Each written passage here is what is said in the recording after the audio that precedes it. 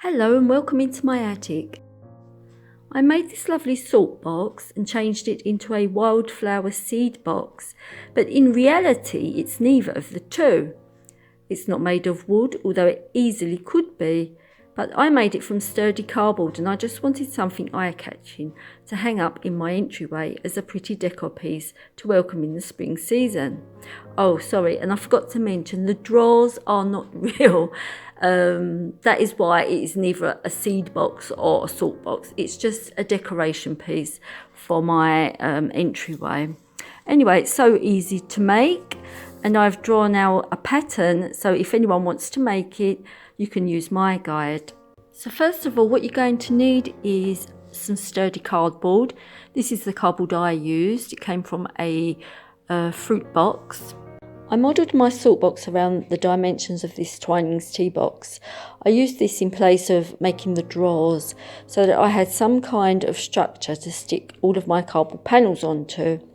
If you attempt to make this, you'll find it useful to have a box to hold your structures together. This box here, for example, was a small tea box.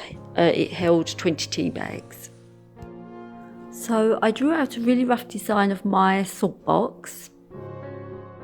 I drew it out again with more precision this time. Then I folded it in half so I could get a more symmetrical cut.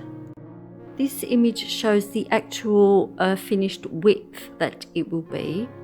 So in this picture I've cut away the side panels because obviously I've got to decorate them, then stick them back on. And so the previous picture showed the actual width that it will be when it's finished. This is the dismantled width. Here's the pattern to study and use if you wanted to try this out. So I'm placing the back of the salt box onto the cardboard and I'm going to draw around it and cut it out. So here's the piece cut out, and I cut out all the other pieces as well using the pattern as my guide.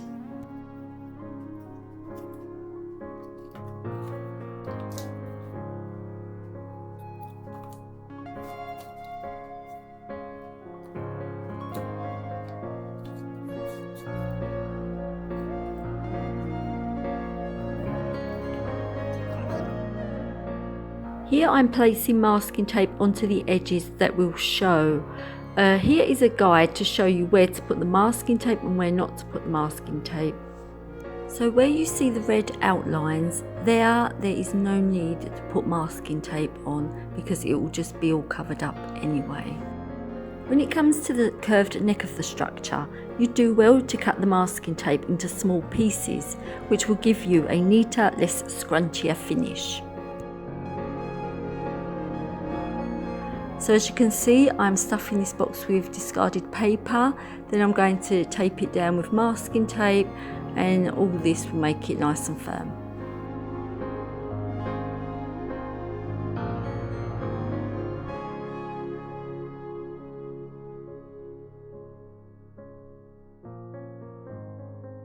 So I've prepared some torn up napkin to Mod Podge over the structure, one panel at a time. The fact that it's black doesn't mean anything, it's just any colour napkin will do. On these side panels here, I've decided that I'll use a whole piece of napkin rather than little pieces of napkin because, you know, these panels aren't too big. It's easy to manage to do one piece, one whole piece. Placing cellophane on top, you know, you can easily smooth it all out, so, you know, you get less wrinkles.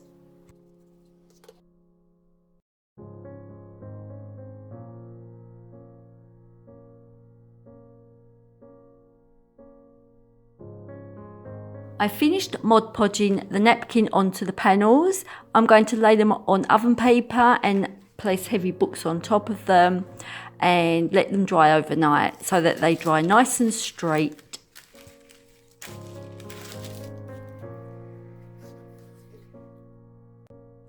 Okay, the panels are dry, they're nice and straight. Now it's time for the first coat of paint.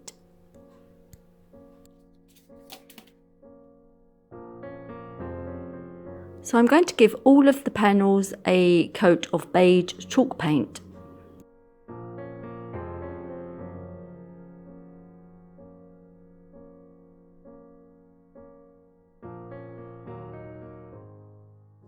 Here you can see the panels are all painted beige and are dried. Now I'll proceed to glue it all together.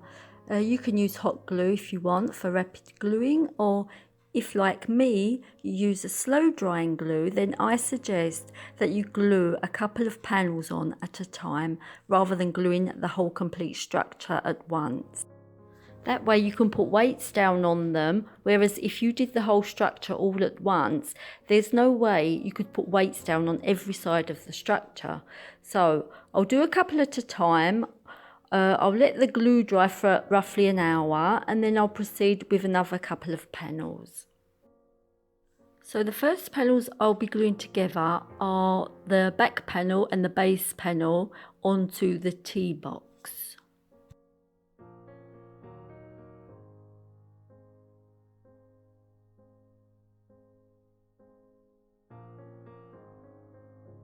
Use an elastic band to stick the base to the tea box, and use a heavy tin to stick the tea box to the back panel.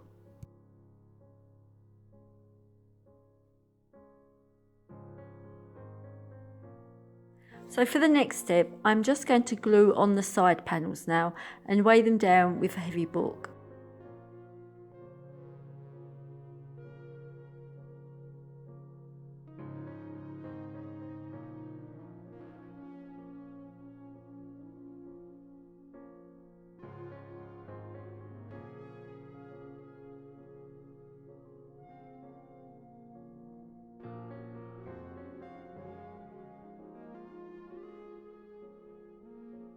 So now I'm going to glue on the top and weigh it down for an hour.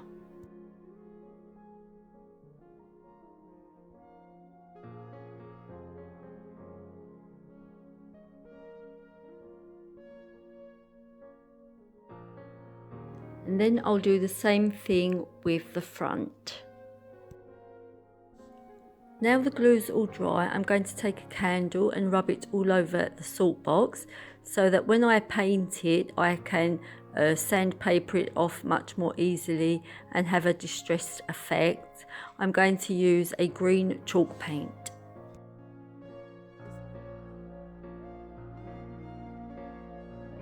Here I'm just going to give it a quick dust over.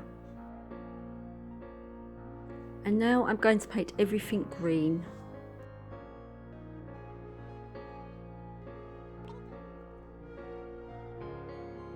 So here I'm putting down some double-sided sticky tape. I'm going to stick on a couple of embellishments and paint them. These embellishments are going to be the drawer handles and a faux nail.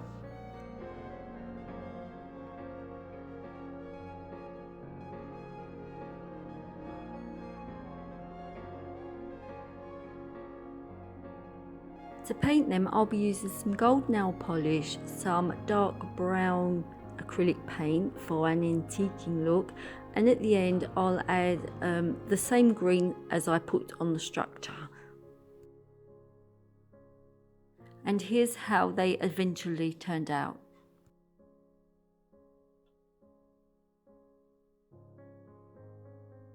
With this 220 grit sandpaper, I'm going to distress the whole thing.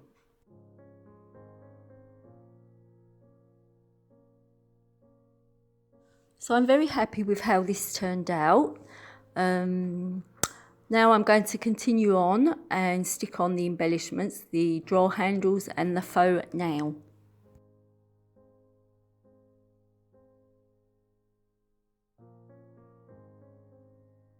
Now I don't really want to put the embellishments flat down onto the drawers because it doesn't really look realistic. So I'm just going to use a little of this foam clay, roll it up into a tiny little ball and use that as something to lift it just a little bit, and just stick it on with glue.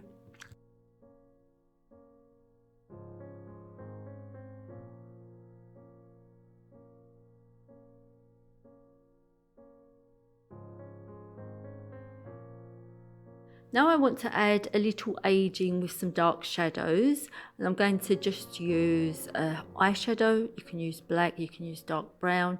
Use a small brush, just brush it on and brush it onto the corners, the joints, the edges, just where it would naturally occur.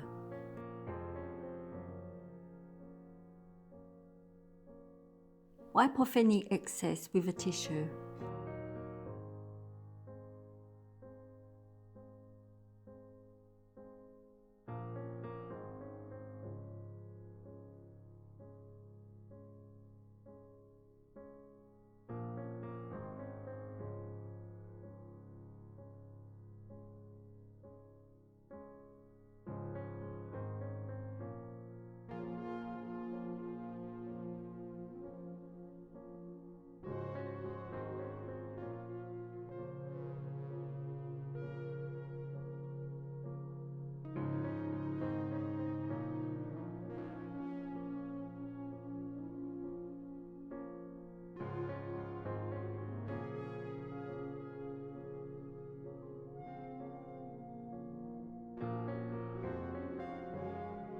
Now it's time to add the text.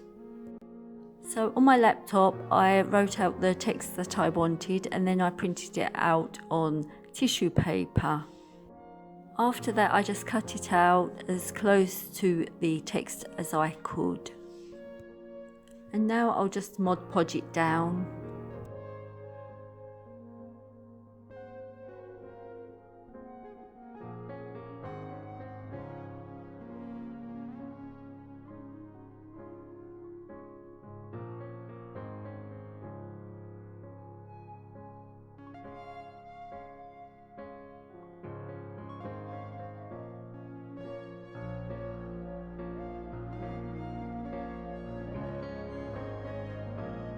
So now that looks pretty perfect, but don't you believe it? When the Mod Podge dried, it looked absolutely awful. You could see all the paper come through. Well, here's how the wording came out, and I don't like it one little bit. So I got out my green and beige paint again and did some touch-ups where it was needed to hide the tissue paper.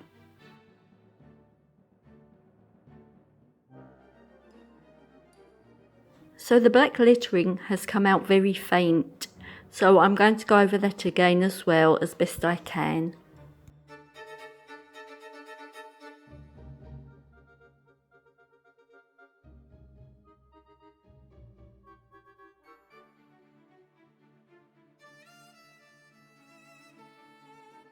The lettering is now total black, so I'm going to have to distress them a little with some 220 grit sandpaper.